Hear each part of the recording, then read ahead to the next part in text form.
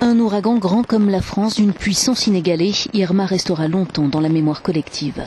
Comment se produit un tel phénomène? Nous avons posé la question à Jean Jouzel, un climatologue à la renommée internationale ayant participé au GIEC.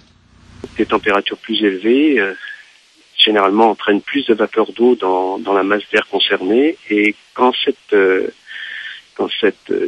masse d'air forme ces précipitations, elle libère l'énergie. Et donc plus il y a de vapeur d'eau, plus la température de l'océan est élevée, plus il y a d'énergie dans les cyclones. Et donc on voit bien que ces cyclones comme Irma, qui sont partis des côtes de l'Afrique et qui ont, qui se sont déplacés vraiment leur trajectoire sur des zones très chaudes, on parle de zones océaniques supérieures à 30 degrés, c'est un des paramètres effectivement qui est à l'origine de la force 5 de ce cyclone Irma.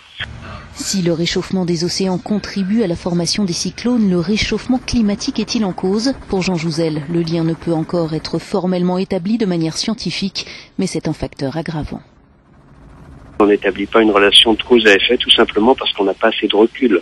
On a des données depuis 50 ans et on ne sait pas dire si au XVIIIe siècle il n'y avait pas des cyclones aussi importants. Mais se dégage l'idée aussi que dans un climat plus chaud, pour les raisons que je vous ai expliquées, eh bien les cyclones risquent vraiment de devenir plus intenses.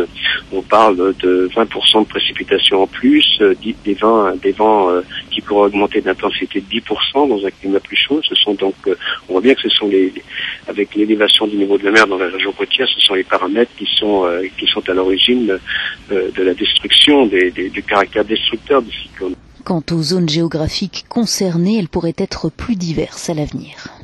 En règle générale, dans l'hémisphère nord, il y a vraiment cette caractéristique d'un déplacement vers le nord des trajectoires des cyclones, des futurs cyclones aussi. Mais ce n'est pas simplement l'intensité, il peut y avoir des régions qui ne sont pas touchées actuellement qui pourraient être touchées par les cyclones dans l'avenir.